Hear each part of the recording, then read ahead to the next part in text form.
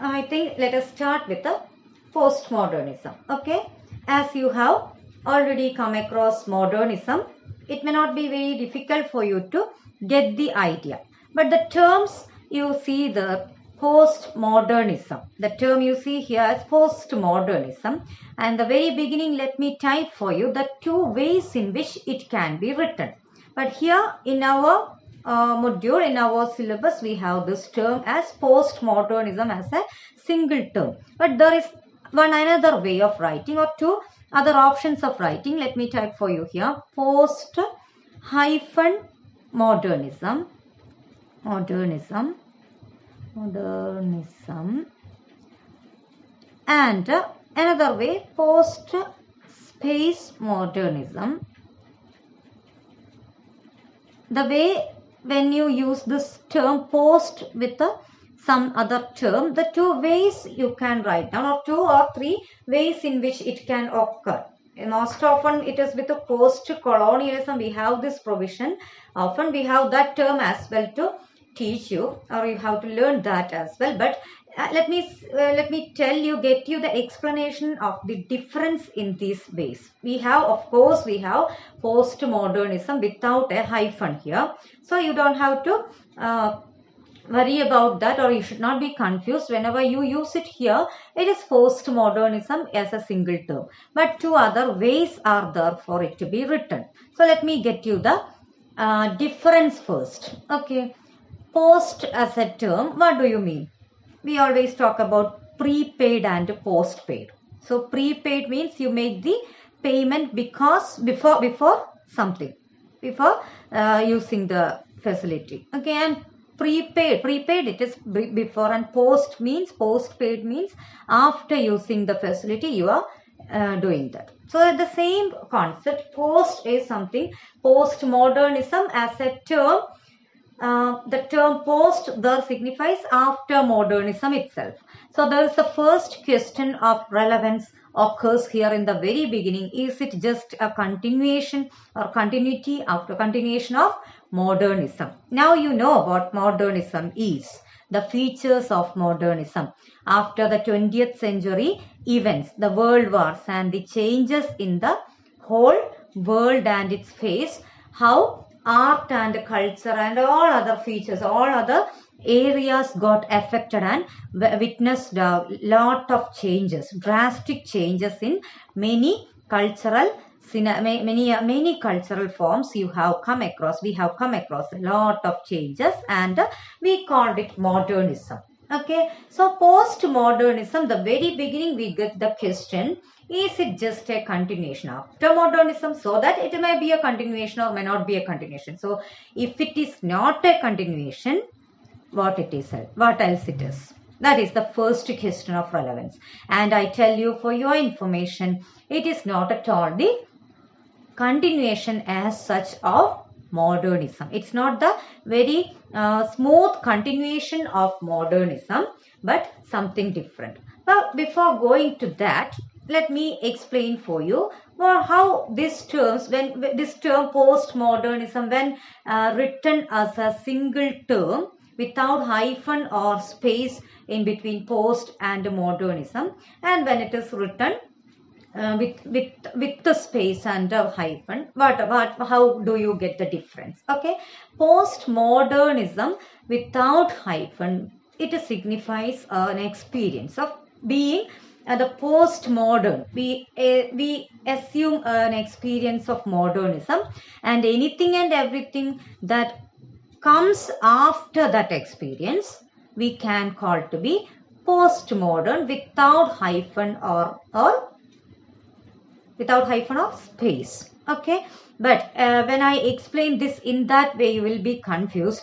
It can be well explained when I get you the term post-colonialism written in this way. Okay, but as a whole, we have to get this idea. With the hyphen and with the space, both signify the same. But without space, when you write down this term as a single one, as a single term, it is something different. So that let me explain you it in the context of post-colonialism. Post-colonialism also can be written in the same way.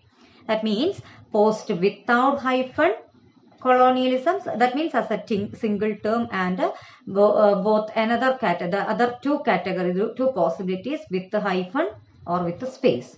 Post-colonial, India as a post-colonial nation. That means we know the time period. We know the time period when India had been under some colonial powers. Okay, so say it or you just assume it to be for some 40 years. So that we call that after whatever that comes after this colonial experience, we call that as post-colonial, after colonization. Okay. So now we know America as a very strong imperial power. But there had been a time when America also was a colony of some other imperial nations. So that as a whole, if you want to talk about post-colonialism as an experience of the threat, the cruel treatment, the exploitation, all those, then you can take this post-colonialism as a single term as something for whole, to refer some kind of an experience as a whole. That is, after a particular feature, you have a different experience. In that regard, America also is a post-colonial nation. But now we know America can never be, now we cannot even assume America to have a post-colonial experience or post-colonial identity, because they are one of the imperial powers which is having some control over other nations, which is in one way or other as it projects as an imperial power now. So this is the way we can distinguish. Once we deal with the post-colonialism as such, I will explain it further. But you just see here we have the term postmodernism. I tell you, for the latecomers, please note down postmodernism without hyphen, without having hyphen, post-hyphen modernism and post-space modernism. We have here the term postmodernism. So now you please see here, it's after modernism we have postmodernism, and this term and the significance of, or the first question we put forward is this itself. Is it just a continuation of modernism? So let me read for you. Modernism and postmodernism are not two successive stages in history of arts. The answer is, it's not at all two successive. It's not just a continuation. If it is just a successive stage, it is it holds all the features. Okay, it holds all the features. No difference can be noted, but someone already, the proponents had been there, and you get the continuation afterwards. Some other people will take it. That's why we talk about followers of Gandhi. Okay, followers of some other Gandhian thoughts. That means you do not make another distinction from the already given notions. Followers of even religions are followed. You do not make much changes in the religious texts. Okay, but so this is the way we have postmodernism. It's not like that. Modernism, it came with a lot of premises of its own. We know how much points they have been noting down. Modernism, how we have to do with a work of art, or whatever experiments had been there in a work of art. All these we have told. And now we have this term postmodernism here, and in the very beginning itself it is told that this is not just a continuation of what you call modernism. So what it is, let us see. It's opposed mood. It is some opposed, but two opposed moods or attitudes. And first point I get you, both give great prominence to fragmentation as a feature of 20th century art and culture. We have already come across one of the major features of postmodernism, not postmodernism. In the last class, I introduced you modernism, and fragmentation was taken as one of the main features, the techniques they adopt in their writings. Already told you, because world is already scattered, to represent the reality of that. You please note down, latecomers, I am talking about postmodernism. To represent the reality of that, you have fragmented images, fragmented way of narration. No longer you have a continuous narration, omniscient narrator, omniscient external narrator. The concept is already thrown away. You have different parts stick together like a collage. Okay, so you have postmodernism. Modernism itself practicing fragmentation. And now we have postmodernism that also takes fragmentation as one of the major features. That is again a fact. But what is the difference then of the 20th century after? But they do so in very different modes. That is the difference. They make use of fragmentation in the very different modes. That is the point that we have to note down with that much importance. What is the reason for that? Both of them are taking fragmentation. They are using fragmentation for their works, their writings, everything. But they do it in a different mode, different ways they approach this. So modernism, modernist writers are using fragmentation or any of the new techniques and writings of 20th century or modernist methods, but they do it with all nostalgia and lamenting. That means they want that the past features, the traditional ways, the harmonious methods, ways of living, thinking as well as approaching life intact, to be kept intact. But after the World War, they realize that it is not possible. They feel that it is not possible. They have already realized it to be an impossibility. So they have shifted to this kind of a narrative method, or they have already adopted a difference in their writing style as well as approaching other features of art like characterization, many other literary devices they have adopted and projected. But then while doing all these, they lament for the past. They lament for the lost values. They always have this difficulty. Oh, I have already, this kind of a past had been so good, but no longer that is available. So let me write my poem in this way.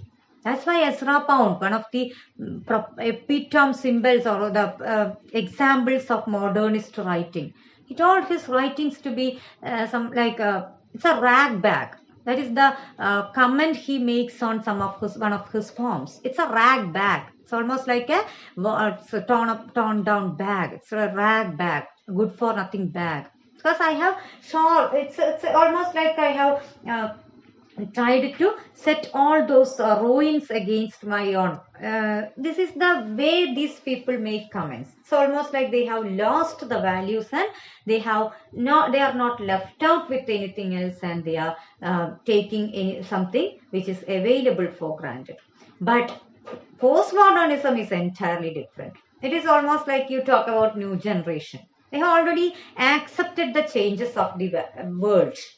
Okay, so that they try with all the techniques promoted by modernism or introduced by modernism, but with a very positive sense, positive note. They never hold this nostalgia for the past. They want to promote the art as it is given. They do not want to lament for the past, or they do not want to stick on to the past value. So that kind of a chronological narration was good. That the very intact proper characterization was good. Nothing of this kind of lamenting you can see on the part of postmodernism. They are very confident in this fragmentation. Okay, fragmentation is available, so that let me take it, and so that let me use it. I don't have any problem. That is the stance that is taken by a postmodernist writer. They do not lament for the past features of the world or the writings as well. Especially in writing, they are very confident in implementing the new techniques of these kinds. Okay, but modernism, while taking all the techniques they are using it with the always almost like they are crying and crying and crying and using it at the same time. But the other one, the new one, postmoderns, of course, they are even new. They are new to the scenario, and they are.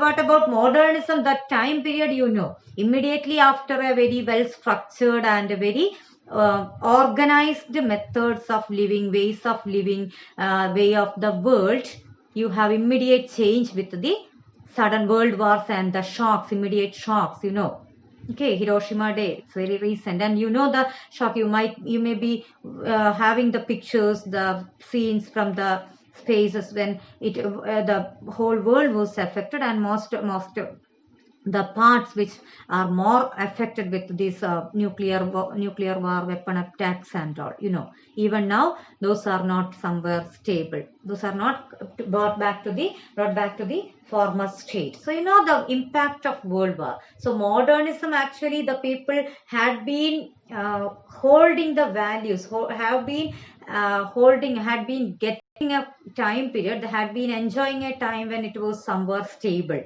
So they have this nostalgia more. That is why nostalgia for the past. But what about postmodernists? They have already, from the very beginnings, from the very time immemorial, they have only this kind of a system now. So there is no point in their lamenting about past, so that they can do with this fragmentation or any other experimenting with that much confidence. That is the first thing. Okay. So, the modernism features it in such a way as to register a deep nostalgia for an earlier age when faith was full and authority intact. That's what I told you. There was a time they enjoyed but no longer available. For the postmodernist, by contrast, fragmentation is an accelerating. You see here, accelerating. Please see the term, accelerating and liberating phenomena. They take it to be somewhere exciting. Oh, this is really good. We do not have to go for all this very structured, organized, chronological narration. The stream of consciousness also I explained for you. That's really good too. That is in one way, that is what human beings are. It's almost in one way, this is an acceptance of the reality of the human life in general as well. Because we are not always living in the present. We always go back to past memories, we go back to future events, the thoughts about future. So this is the way in waking mind, in our conscious mind itself, we have a lot of thoughts coming and going. It's not like you are writing 1900, then 1901 events in 2000, 2001, 2002, 2003. Day 1, day 2, day 3. In this way, you have, okay, in stories you can do like that. But to talk about the reality of a human life, not just during modern time, not just during postmodern time, but any time of human race, human mind is of this kind. We are always shifting from one space to another. Our memory is not stable in the present. We go back to past, come back to future events, plans and all. This is the way we are. And of course, postmodernism, in that sense, it is an acceptance or identifying the nature of human consciousness as well. Okay. So this is why it's a liberating phenomena for them. Of course, there is a lot of, they have a lot of prominence in experimenting with the new techniques, new other ideas in our narrative styles. Okay, so there is again a freedom-oriented liberation, they feel it like, and escape from the claustrophobic embrace of fixed systems of belief. What do I mean by claustrophobia? Claustrophobia is the fear of closed spaces. Normally you talk about some people having that much problem with even lift. They cannot lift, lift. And it's a very limited space. And there are people who have this, if you are a person with a claustrophobia, you will not be able to make yourself enclosed in that space. You will be crying like anything. So claustrophobia is a kind of worry, of a kind of fear of the closed space. So they feel that the earlier available systems had been a kind of claustrophobic. That's a claustrophobic limitation we were having with this very chronological narration, the ideal hero, heroine, or the very closed endings for writings. All these had been given as rules or something taken for granted, but no longer that is needed. So this is of course an exhilarating or very liberating, enthusiastic phenomena. So they are taking that in a very positive sense.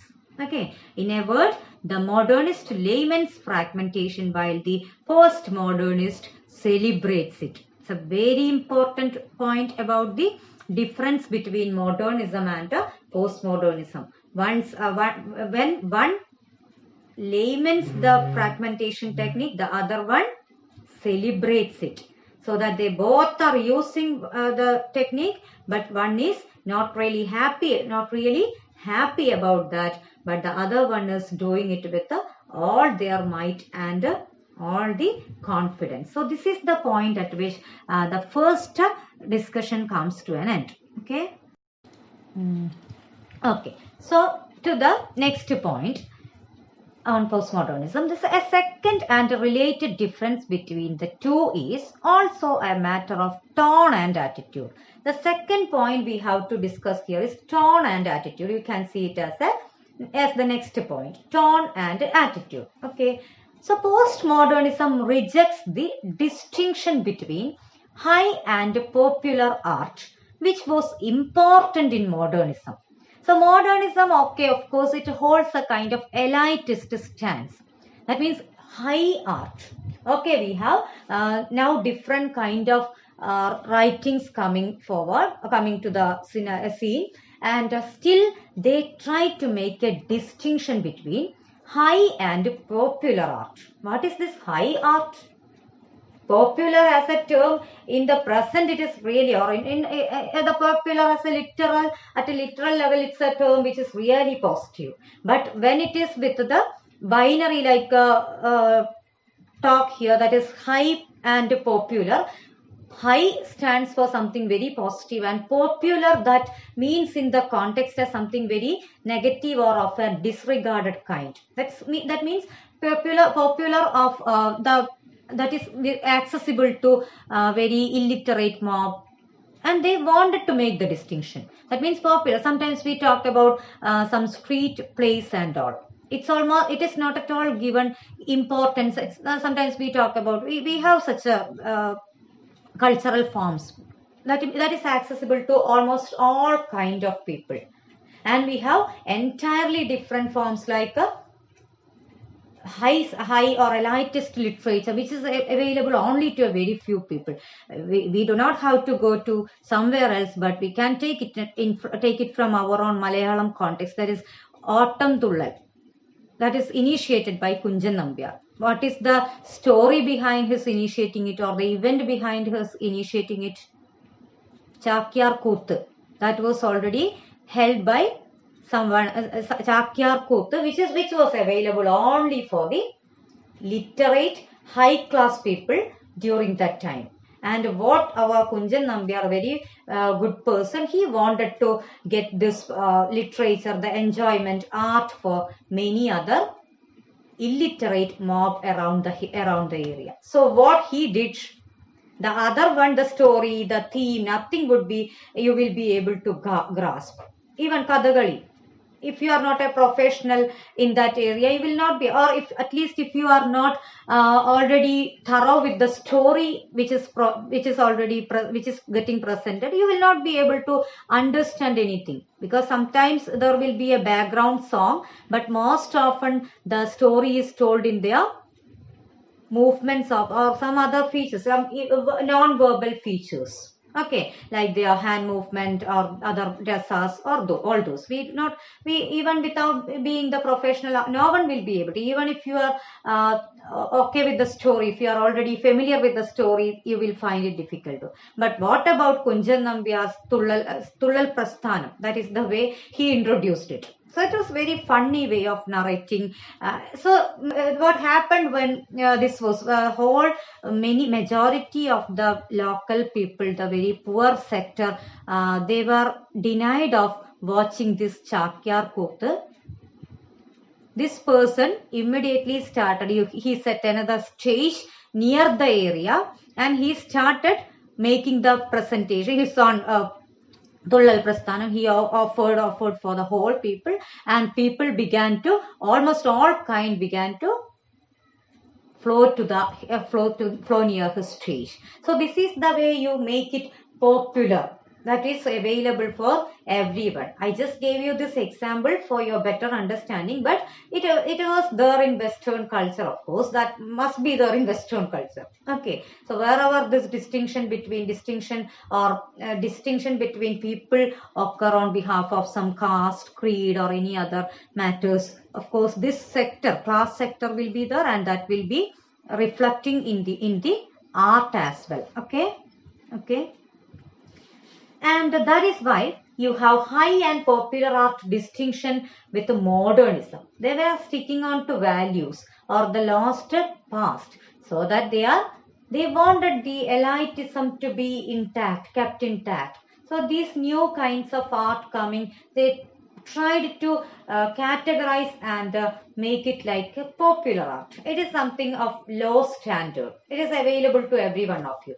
But something, even in that situation, they were trying to hold on to, or something, they were trying to promote some values, sticking on to some other untainted features of art. But that is not at all promoted in postmodernism. They didn't want to promote any of this elitism, and they told that it disdains the modernist asceticism. Asceticism means it's again elitist stance, or the very strict or unlikely strictness on the part of this modernism. They wanted to disdain. They didn't want to promote that. And cheerfully mixes in the same building bits and pieces from different architectural periods. That means they want cheerfully mixing. Just think about Aristotle getting this idea. Oh, your tragedy, let me add some folk songs. Will he be ready with accepting that? No. We know how much importance these people gave to rules. So modernism, even if they are not in a position or in a situation to promote all these rule-oriented writing style, still they were sticking on to their elitism or trying to promote this distinction. But postmodernism, they wanted to throw away all these distinction or any other unlikely asceticism to bring everything. They wanted to admit everything for the sake of having a very liberal kind of promotion of art. Okay, so this is our situation. And why are you making the distinction between high, popular? We can mix every art and you can make it more enriched. That is their stand. Just think about that. Okay, so we have a lot of we can take a lot of daily life examples from to get the idea of this distinction between these two kinds of people, modernism and postmodernism. Earlier, I saw a picture where I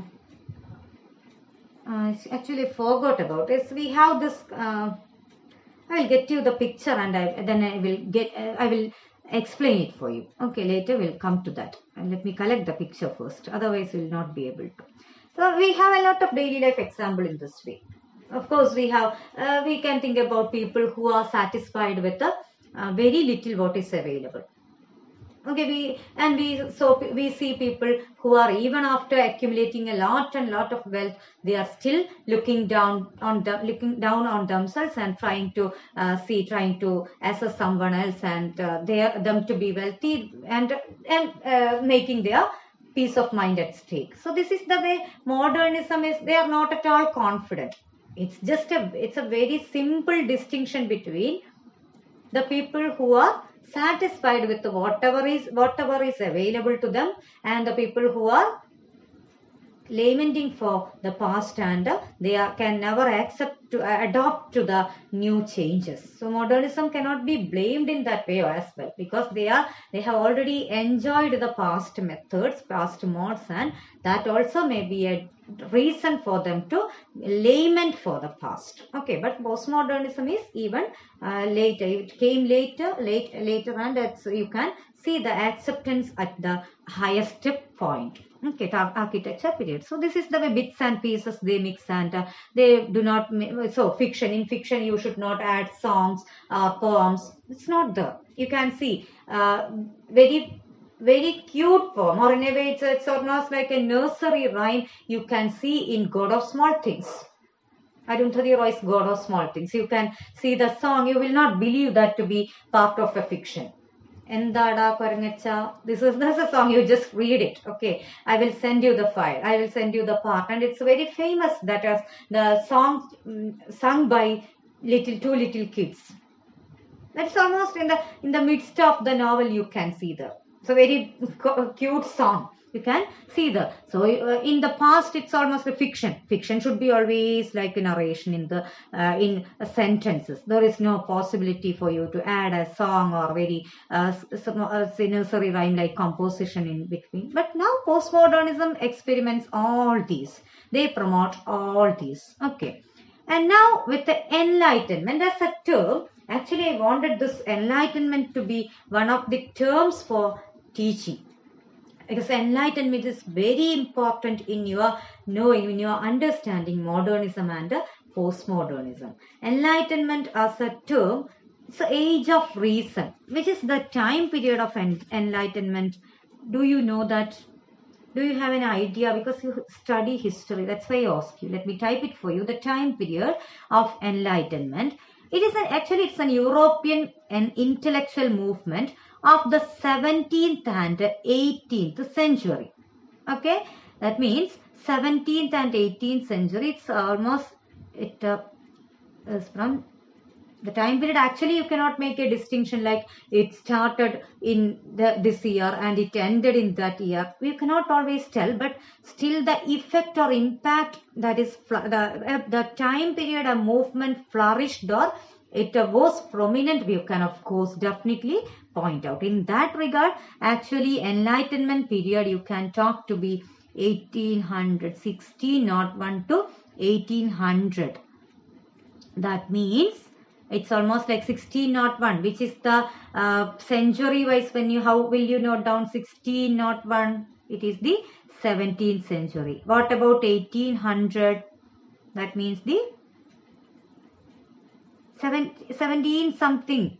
That is 1800 you should not take. That means 17th to 18th century. Of course, if you are confused, you can write down it in this way: 1600 to 1799. If I write down in that way, you will be able to come out of the confusion. So 1600 as a time period, if you refer, it is of course 17th century.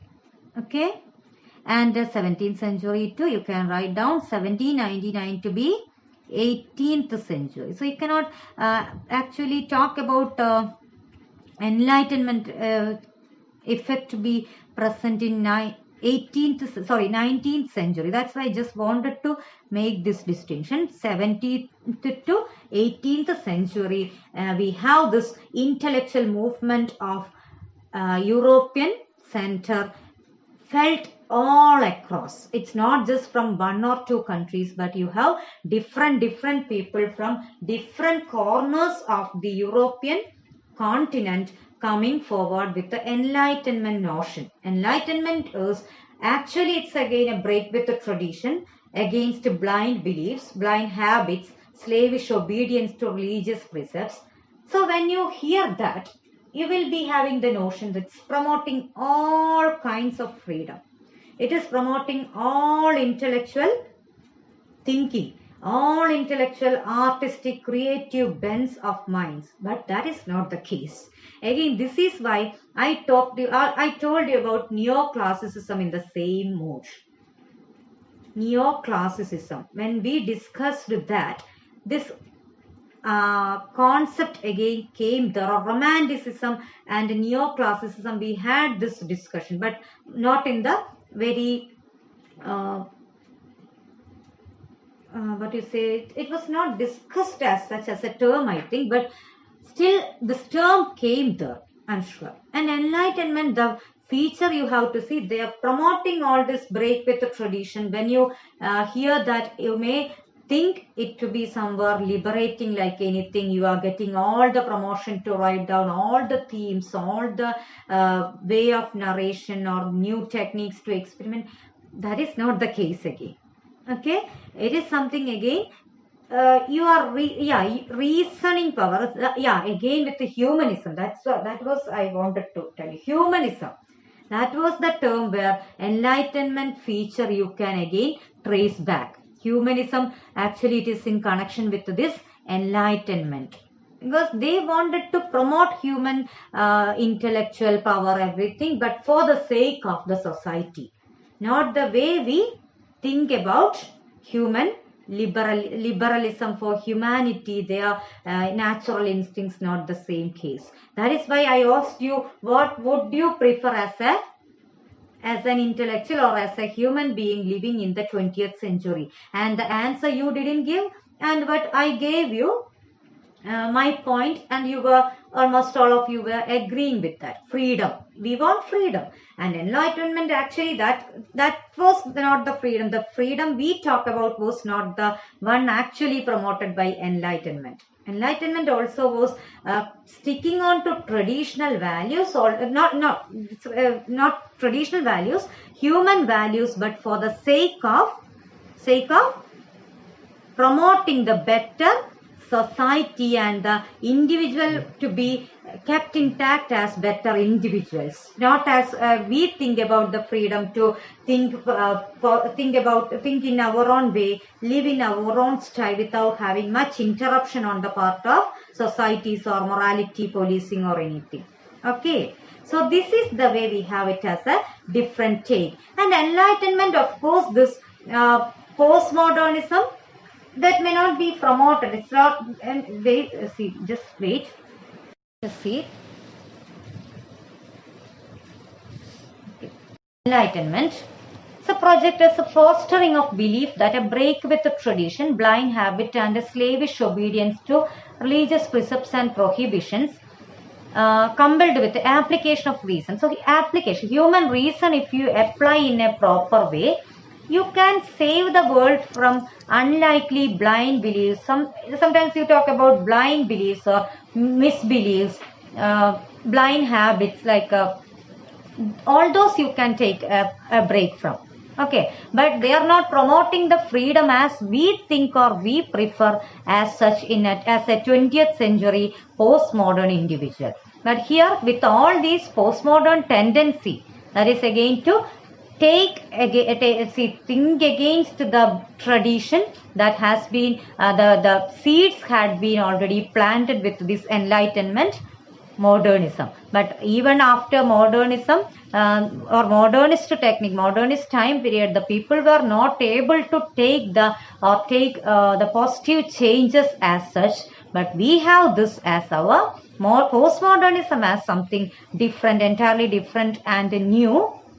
And they practice everything of their the techniques or all the new ways with that much confidence. That is the difference between modernism and postmodernism. So as a literary term, you have to understand all these basic aspects only. But later you will come across these postmodernism and many other modern literary theories as for in-depth study in the next semester with the paper Modern Literary Theory, where you will be studying the whole part, the whole text, the textual matters as such. So this is just an introduction. As a literary term, you do not have to go to deeper level, but still I will be getting you the points. What do a postmodernist critic do from one of the authentic texts, that is Peter Barry's beginning theory.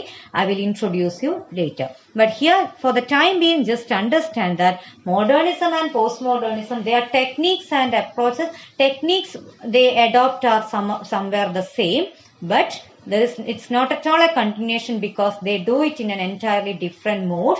One laments it and the other one celebrates it. So of course when you do something with some positive vibe and some positive sense and confidence, the difference you can feel in, or you can witness in what you avail there as such. Okay, so that's all for the time being with the postmodernism. Thank you.